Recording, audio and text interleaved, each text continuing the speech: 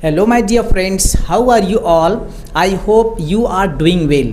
तो आज की इस वीडियो में हम लोग देखेंगे कुछ खास सेंटेंसेस को, जो सारे सेंटेंसेस एक स्ट्रक्चर पर आधारित है। तो चलिए वह स्ट्रक्चर जान लेते हैं। जैसा कि कुछ एग्जाम्पल्स हैं, मैं उन एग्जाम्पल्स को पहले पढ़ रहा हूँ।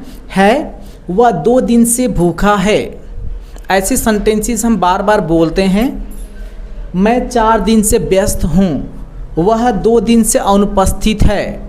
तो इनको बनाने के लिए हम एक स्ट्रक्चर का यूज करते हैं, जिसके लिए मैं यहाँ पे लिखा हूँ। सबसे पहले आपको सब्जेक्ट लिखना है, फिर हैज़ या हैव, बीन लिखना है, एडजेक्टिव लिखना है या नाउन लिखना है।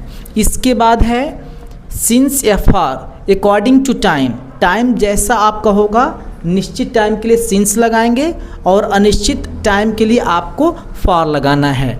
इसके बाद जो टाइम दी रहेगी उस टाइम को मेंशन कर लेना है। तो आइए इन सारे एग्जाम्पल्स को मैं बनाने जा रहा हूँ, आप लोग मेरे साथ बोलने की प्रैक्टिस करेंगे।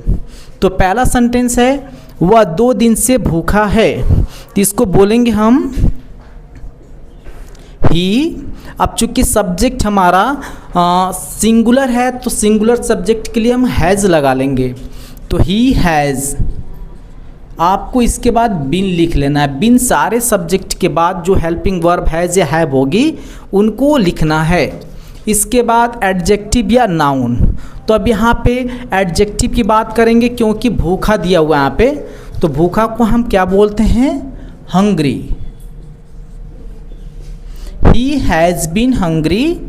कितने दिनों से? 2 दिनों से। अनिश्चित टाइम है तो हम लगा लेंगे for 2 days। He has been hungry for 2 days। इसके बाद अगला सेंटेंस है मैं 4 दिन से व्यस्त हूँ। तो आप बताएं इसको कैसे बनाएंगे? I have been busy for 4 days। I have been busy for 4 days। I के साथ have been लिखेंगे, busy एडजेक्टिव वर्ड है, for लगाएंगे अनिश्चित टाइम के लिए, और जो टाइम दिया है वो हम लिख लेंगे लास्ट में। अगला है सेंटेंस वह 2 दिन से अनुपस्थित है। ऐसे सेंटेंसेस हम बोलते हैं वह 2 दिनों से नहीं आया है, 2 दिनों से अनुपस्थित है। तो इसको इंग्लिश में हम कैसे कहेंगे? ठीक इसी स्ट्रक्चर पर ये भी होगा।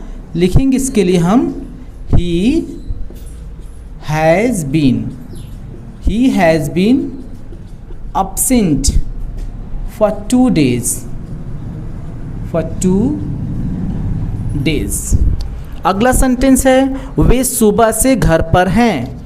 इसको लिखेंगे they have been at home since morning. चूँकि सुबह का जो समय होता है वो निश्चित समय होता है, इसके लिए हमें मॉर्निंग के पहले सिंस लगाना है। अगला सेंटेंस है हम सुबह से व्यस्त हैं। तो बताएं आप सभी लोग क्या लिखेंगे इसको लिखेंगे we have been busy since morning. We have been busy since morning. अगला सेंटेंस वह सुबह से कुछ नहीं खाया है। इसको लिखेंगे he has not eaten anything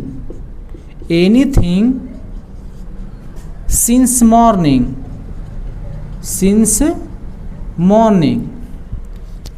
अगला सेंटेंस तुम 20 मिनट से कमरे में हो। इसको लिखेंगे you have been in the room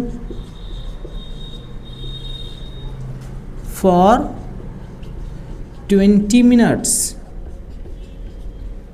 कुछ लोग इन सारे सेंटेंसेस को बनाने के लिए ईच एम आर का यूज करते हैं, जो बिल्कुल गलत होता है। आपको ईच एम आर का बिल्कुल प्रयोग नहीं करना है इन सारे सेंटेंसेस में।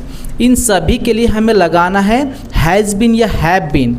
जब भी किसी सेंटेंसेज में हम टाइमिंग को मेंशन करते हैं, समय को दर्शाते हैं, तो वे सारे सेंटेंसेस हमारे हैज़ या हैव बीन वाले हेल्पिंग वर्ब से बनते हैं। अगला सेंटेंस, सीमा 2 दिन से बीमार है, तो इसको लिखेंगे Seema has been ill for 2 days। चूँकि यहाँ सारे सेंटेंसेज में टाइमिंग की बात की जा रही है, 2 दिन से बीमार है, 20 मिनट से कमरे में है, या सुबह से कुछ नहीं खाया है, तो इस प्रकार के।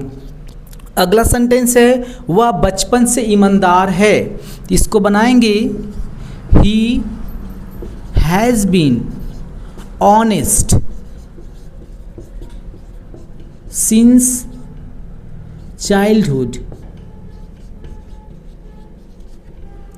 He has been honest since childhood। अगला सेंटेंस, वह लंबे समय से मेरे शिक्षक हैं, इसको बनाएंगे He has been my teacher for a long time।